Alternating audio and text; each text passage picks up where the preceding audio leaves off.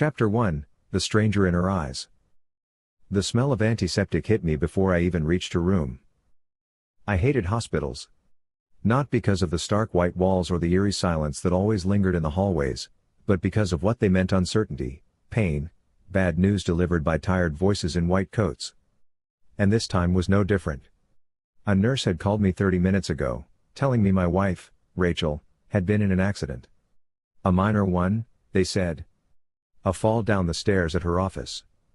No broken bones, no major bleeding. But something was off. Room 206, the nurse at the desk had pointed. I pushed open the door, heart racing, hands clammy. Rachel was sitting up in the hospital bed, her long brown hair tucked behind her ear, a slight bruise forming near her temple. She turned her head slowly toward me. Her eyes locked on mine and didn't recognize me. "Rachel," I breathed, stepping closer. "Thank God. Are you okay?" She blinked at me, her brow furrowing. Her lips parted, but she said nothing at first. Then her voice came soft, hesitant. "I'm sorry, do I know you?" I froze. That wasn't a joke. Her confusion wasn't playful. She looked at me like I was some delivery guy who'd brought her the wrong meal. Before I could speak, a doctor entered behind me, flipping through a clipboard. "Mr. Callahan, I presume?" he asked. "Dr. Evers. Your wife's fall caused a mild concussion. The scans are clear, but she's experiencing temporary retrograde amnesia. It's not uncommon." "Amnesia?" I echoed, still staring at Rachel. "She doesn't remember the last few years. Likely stress-induced. The brain has funny ways of protecting itself after trauma." I turned back to Rachel. You really don't remember me?" She shook her head slowly, eyes wide. Your name?" "Aaron. I'm your husband." Silence. "Oh," she said, almost flinching. I'm sorry. I don't feel anything. I wish I did." There was no shock. No panic. No effort to reach for the memories. Just cold distance wrapped in politeness. She wasn't acting like someone desperate to understand what she'd lost. She was acting like someone who'd planned this. And that's when a sick feeling coiled in my gut. Rachel was a terrible liar, her eyes always gave her away. And I could see now, behind the blank stare, something else flickering. Guilt? Relief? I stayed with her that night, slept in the recliner by her bed. I watched as nurses came and went. Rachel barely looked at me. She made small talk. Asked neutral questions. Where do we live? Do I have siblings? She was gathering facts, not fighting for connection. A week passed. She was discharged. We went home, but it didn't feel like home anymore. I showed her photos from our wedding. Videos from our honeymoon in Santorini. I even played her favorite song, the one she swore would be the first dance at every anniversary. Nothing. She watched with the detachment of a stranger browsing someone else's scrapbook. One evening, I walked into the kitchen to find her sitting at the table. A stack of papers sat between us. "I think it's only fair," she said, her voice cool. "If I can't remember you, I can't be your wife." I looked down. Divorce papers. Already signed on her end. My chest tightened. "You had these prepared?" "I asked my lawyer a while ago to draw them up. Just in case." She shrugged. "I didn't expect this. But maybe it's better this way." "Better?" I whispered. "For who?" She looked down at her hands. "I'm sorry." That's all she said. Not once did she ask me if I was okay. Not once did she reach for me, even out of habit. The woman I'd loved, the one who used to curl up next to me on rainy nights and laugh at her own terrible jokes, was gone. No, she had chosen to disappear. I didn't fight it. I didn't beg. I just signed. Because in that moment, I realized the truth. Rachel wasn't suffering from amnesia. She was using this accident, this moment to rewrite the narrative. To escape without being the villain. But I'd rather face the truth than live a lie. That night, I packed a bag and left. I stared at the house one last time, every brick and beam of it built with memories she now claimed she didn't have. The woman I loved was gone. And I had no idea that soon, I'd be the one forgetting her too. Chapter 2, The Cold Goodbye. The house was too quiet. Rachel had been discharged a week ago, and in that time, I had been walking on eggshells in my own home, careful not to say the wrong thing, not to push her too hard, not to show how deeply I was breaking inside. We had once filled this space with laughter. She used to dance barefoot in the kitchen while making pancakes, humming along to some indie playlist that always skipped. Now, the same kitchen felt like a museum exhibit, tidy, silent, untouched. She slept in the guest room. I didn't ask why. I already knew. Every day, I tried. I showed her the old black journal she used to scribble recipes in. I dug out the box of postcards we collected on every trip. I even played her voice messages from birthdays past, hoping the sound of her own laughter might stir something inside her. Nothing worked. She would smile weakly, nod like she appreciated the effort, then retreat behind that wall of polite indifference.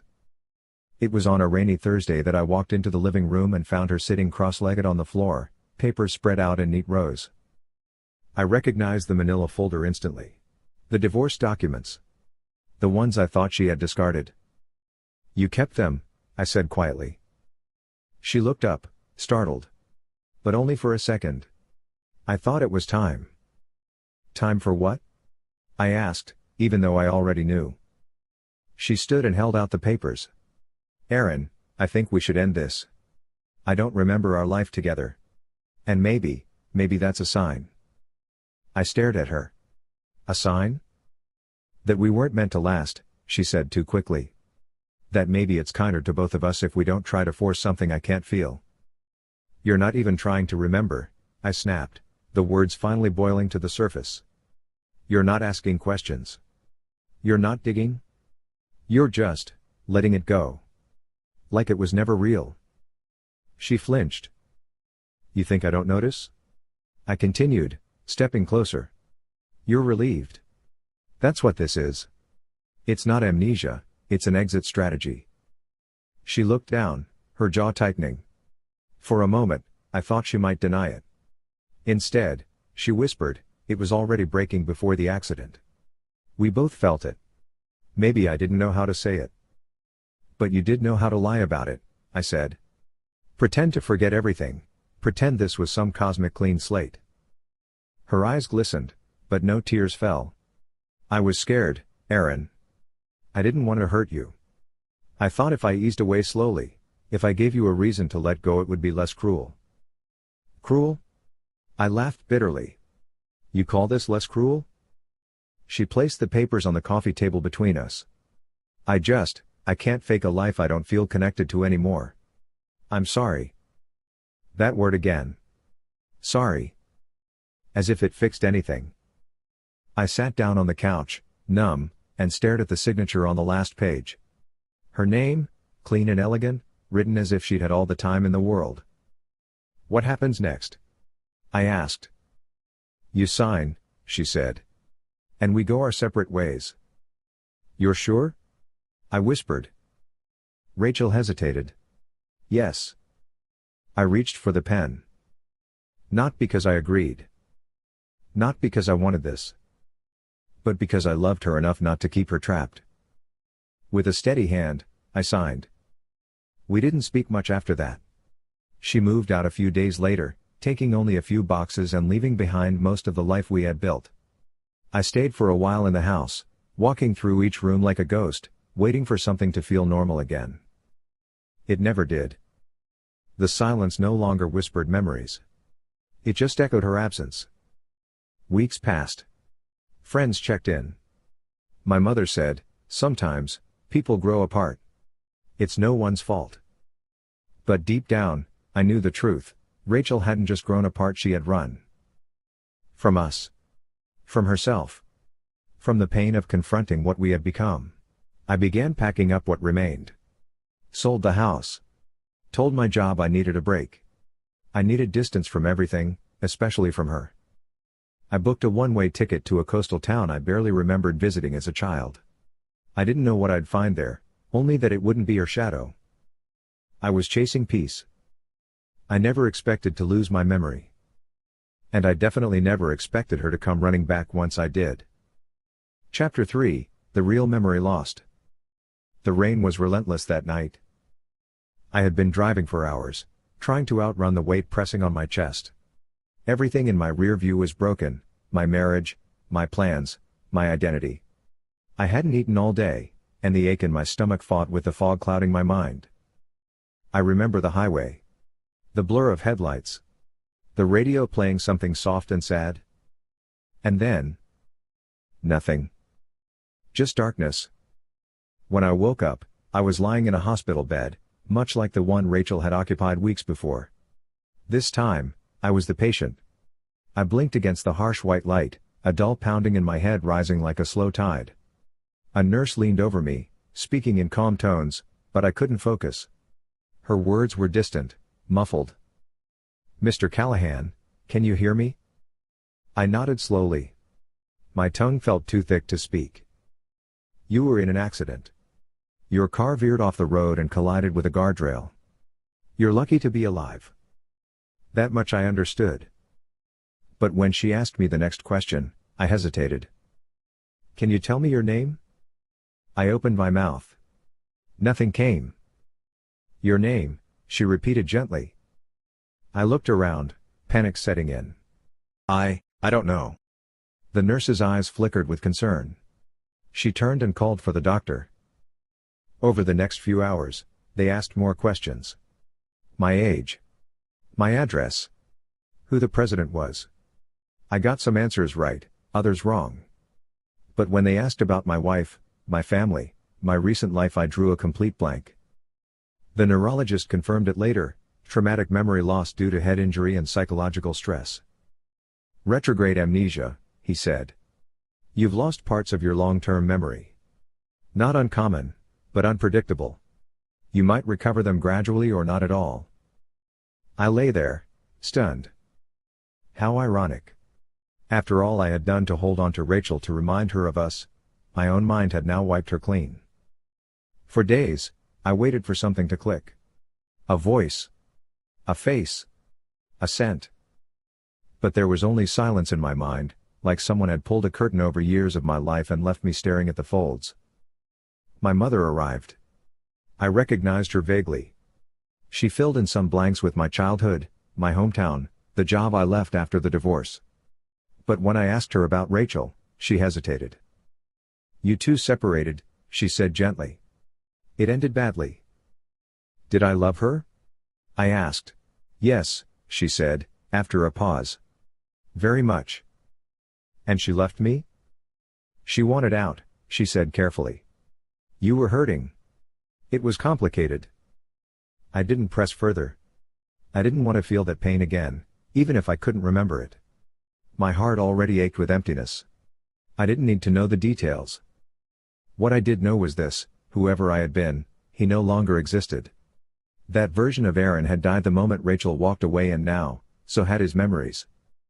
I left the hospital after a week and returned to a city that felt cold and unfamiliar. My apartment was still in my name, but walking into it was like stepping into a stranger's life. Everything inside: framed photos, books, clothes, felt like relics from a museum I didn't belong to. I couldn't live there. I couldn't live his life. So, I left. I took what little savings I had, sold what I could, and vanished from the map. The town I chose was small, coastal, quiet, unassuming. The kind of place people go when they don't want to be found. I rented a modest room above a coffee shop and started working at a mechanic's garage. The owner, a gruff man named Leo, didn't ask questions. He liked my work ethic and said I had good hands, even if I couldn't remember why. Each day was simple. Fix. Eat. Sleep. Repeat. And for the first time in a long time, I felt free. Free from the past I couldn't remember. Free from the heartbreak I no longer carried. I didn't know Rachel had heard about my accident. I didn't know she was searching. And I didn't know that the woman who pretended to forget me was about to learn what it felt like to be truly forgotten. Chapter 4, A New Shore, A new life. The town was called Windmere Bay. A patch of coastal charm tucked away from the noise of everything I no longer cared to remember. Tourists came for the cliffs and the lighthouse, but the locals stayed for the quiet fishermen, small business owners, retirees who knew the name of every dog on Main Street. I arrived with nothing but a backpack and a hollowed-out name. Aaron Callahan felt like someone I had read about, not lived as. The memory of who I had been, husband, employee, heartbroken, was still locked somewhere deep inside me. But I didn't dig for it. I let it be buried. Leo, the garage owner, didn't care much for backstories. He gave me a cot in the back room, 3 hot meals a day, and more silence than conversation. I liked that about him. "You know cars," he grunted one morning as I replaced a fuel pump on a rusted-out truck. "Muscle memory's a funny thing. Even if your brain's scrambled, your hands remember." That was true. Fixing things came naturally. So did waking up early, organizing tools by size, and drinking black coffee even though I hated the taste. Some parts of me were too deeply wired to be erased. But everything else? Blank slate. Every night, I walked to the cliffs and watched the sun dip into the water. I didn't know what I was waiting for. Maybe peace. Maybe nothing. Then came her. Her name was Lily. She showed up at the garage one rainy Tuesday, soaked from the downpour and angry about a flat tire. She had a fire in her eyes and a stubbornness in her tone that reminded me of someone, but I couldn't place who. "I know how to change a tire," she said, arms crossed. "I just don't want to do it in a storm." I smirked. "Lucky for you, I like the rain." She gave me a skeptical look. "Who likes the rain?" "People who've been through worse." I changed her tire. She didn't say thank you, but she left a tip big enough to be more than polite. The next day, she came back, this time with coffee. Just black. No sugar. "Figured you liked it bitter," she said. That was the beginning. Lily was the opposite of Rachel, not in the way she looked, but in how she saw. She didn't probe about my past. She didn't tiptoe around my memory loss. She treated me like a man who mattered now, not a man who'd lost something important. We began talking. About small things at first, weather, books, the town's weird obsession with sea glass art. But then came the deeper things. She had been a nurse once, she told me. Left the hospital after a patient died in her arms. "It doesn't leave you," she said one night, her voice low. "But you learn to live with it." I understood that more than I could say. Lily was patient. Gentle. Unafraid to sit in silence. She didn't ask me to remember. She let me be new. And I began to heal. Not because I remembered anything, but because I stopped needing to. The past was a ghost I had made peace with. I stopped checking my phone for missed calls from a woman I couldn't picture. I stopped wondering what I had done to make her walk away. One night, under the stars on the beach, Lily turned to me and asked, "What would you do if everything came back tomorrow?" I thought about that for a long time. "Maybe nothing," I said finally. "Maybe I'd leave it in the past." She didn't press me further. And when she leaned her head on my shoulder, I didn't pull away. For the first time since waking in that hospital, I didn't feel like a man chasing fragments. I felt whole even if the man I once was had disappeared. But life doesn't let go so easily. Somewhere out there, Rachel had learned of my accident. Learned I didn't remember her. And the woman who pretended not to know me was about to find out what it meant to truly be forgotten. Chapter 5, The Truth I Couldn't Remember. The sterile white walls of the hospital room felt colder than the January wind outside. I sat on the edge of the bed, fingers trembling, as the doctor's words hung in the air between us like a heavy fog. "You don't remember anything before the accident," she said softly, eyes kind but clinical.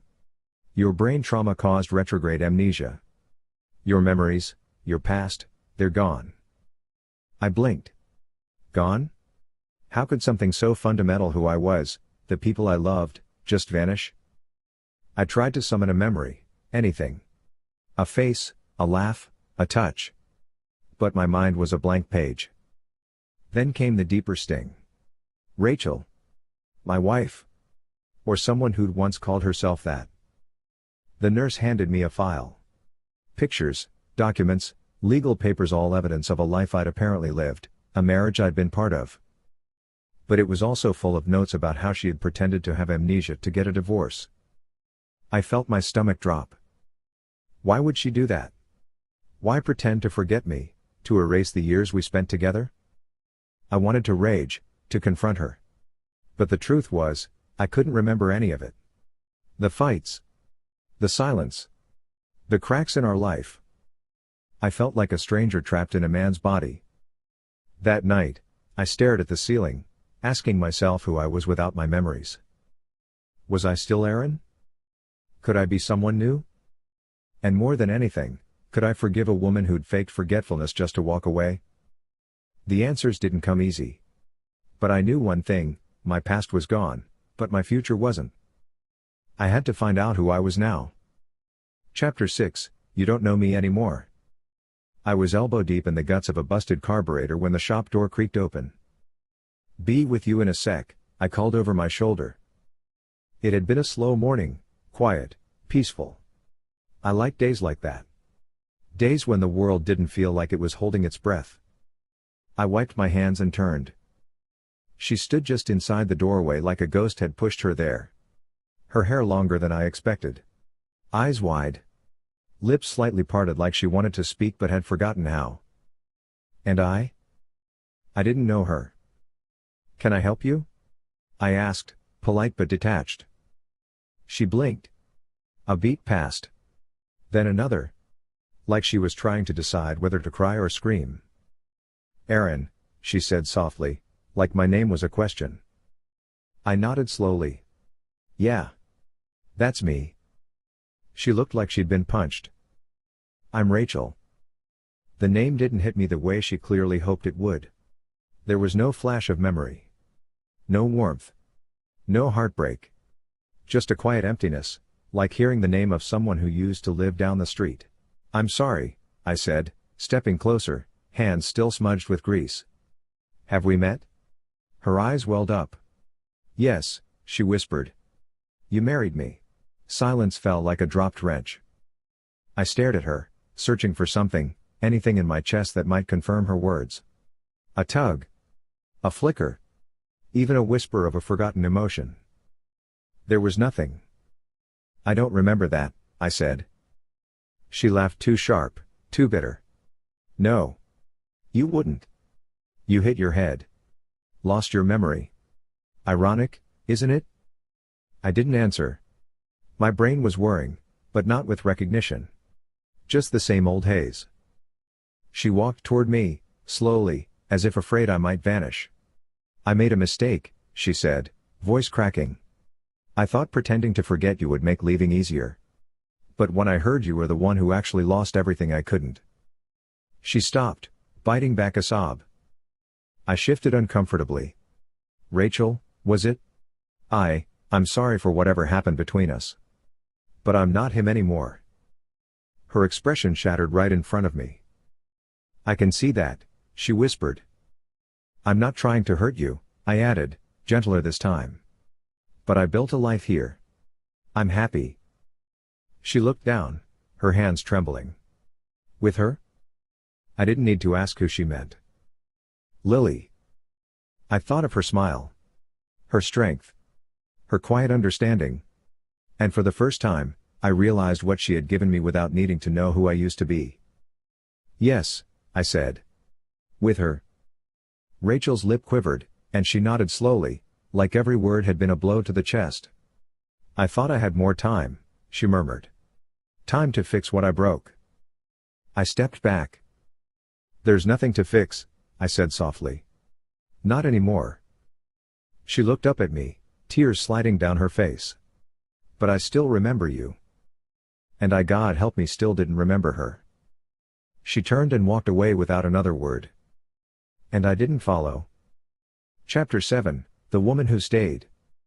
Lily found me on the beach that evening, same place I always went when I needed to breathe. The tide was coming in, gentle waves brushing over the rocks. I skipped a stone, watched it hop once, then sink without resistance. She didn't speak right away. Instead, she walked beside me, pulled her sweater tight against the wind, and simply waited like she always did when she knew I needed time. "She came today," I finally said. Lily looked at me. "Rachel?" I nodded. She didn't look surprised. "Was it hard?" she asked. I wanted to lie. Say it was easy, that I didn't feel anything. But I've learned not to lie to Lily.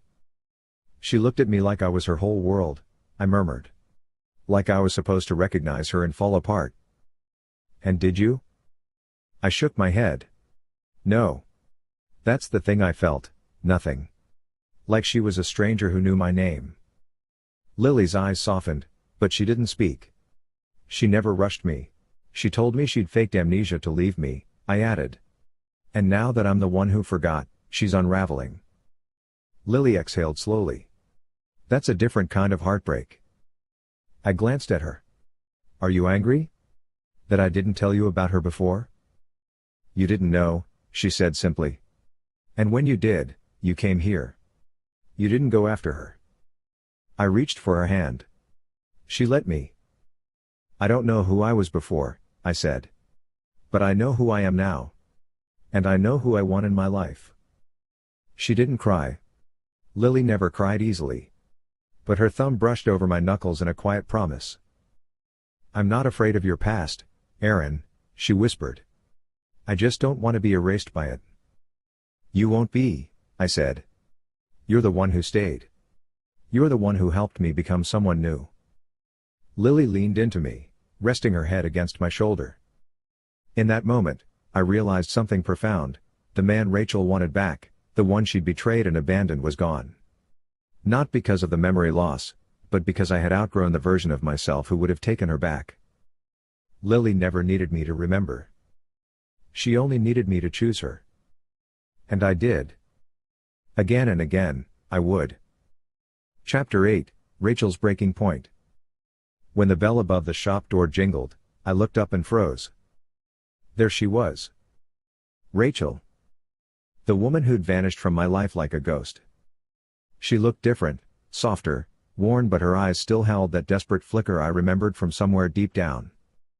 She hesitated before speaking, voice barely above a whisper. "I faked amnesia," she confessed. "I thought it was the only way to leave you without hurting you. But now, seeing you actually forget me, it's tearing me apart." My heart clenched, but not the way I thought it would. I wanted to feel anger, resentment, pain. But all I felt was a strange calm. I wasn't the man she left behind. "I'm not him anymore," I said quietly. "I don't remember our life. I don't remember you not the way you want me to." Tears welled in her eyes. "I thought we could fix it," she said. "That if you remembered, you'd want me back." I shook my head. "What I have now with Lily is real," I said. "Not a memory, but a life. And I'm happy." She looked shattered, but I saw something else too, a flicker of understanding. When she left, I realized this was the moment I'd truly let go. Not because of forgetfulness, but because I finally embraced who I was now and who I wanted to be. The man she lost wasn't coming back. And I wasn't looking for him. Chapter 9, Full Circle. Spring rolled into Windmere Bay quietly. The air got warmer, the sea breeze a little softer. Everything felt slower, but not stagnant, just peaceful. That's what I loved about this place. No pressure to be who I was. No weight of who I used to be. Just room to be. Lily and I had just finished repainting the art shop's window display when she stood back, hands on her hips, squinting at the pastel signs we made together.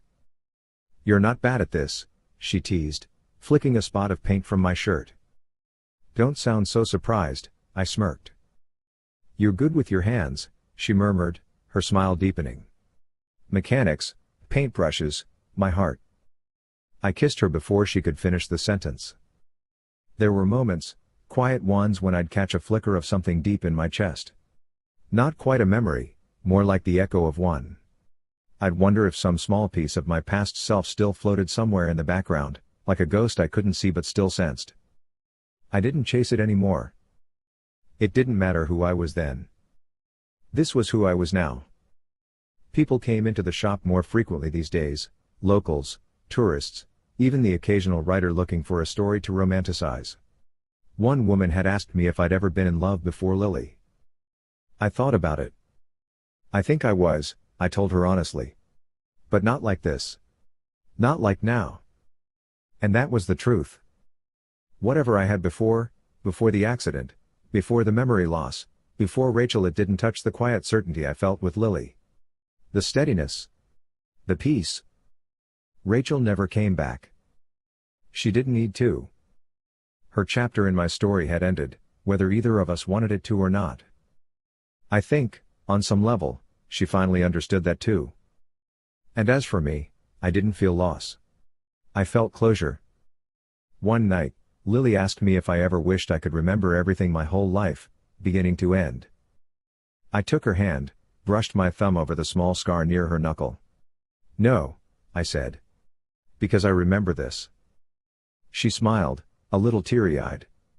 You're not scared that something will come back and change everything? Maybe something will, I admitted. But the man I was, he had to lose himself to become who I am now. And I like this guy better. We sat in silence after that, watching the tide roll in under a sky full of stars. Full circle. Not back to where I started, just back to where I was meant to be. Chapter 10, The Memory That Mattered. The seasons slipped by, each day folding into the next like waves rolling onto the shore, steady, inevitable, and somehow comforting. One evening, Lily and I sat by the fire pit outside the shop. The stars overhead were just beginning to pepper the night sky, and the cool breeze carried the scent of pine and salt water. She looked at me, her eyes reflecting the flickering flames, and asked softly, "Do you ever wonder about your old life?" I smiled and took her hand in mine. Sometimes, I admitted. But not in a way that weighs me down. It feels more like a story I once read, a story that shaped me, but isn't really me anymore. She squeezed my hand gently. And what about us? Are you ever scared you might forget me too? I shook my head, my voice steady with certainty. No. I've learned that memory isn't just about faces or names. It's about feeling something real, connection, love, trust, even when the details slip away. She smiled, and I could see tears glistening in her eyes. You've given me a new kind of memory, she whispered. I chuckled softly. The kind that lasts. As the fire crackled between us, I realized how much I had gained, not from the past I lost, but from the life I'd built with Lily. I didn't need to remember everything to know what mattered most. Love wasn't about the memories I once had. It was about the moments I lived now, the moments I chose to hold close. And with her, those moments were endless. Because in the end, it wasn't the memories we lost that defined us. It was the ones we made together. And those would stay with me forever.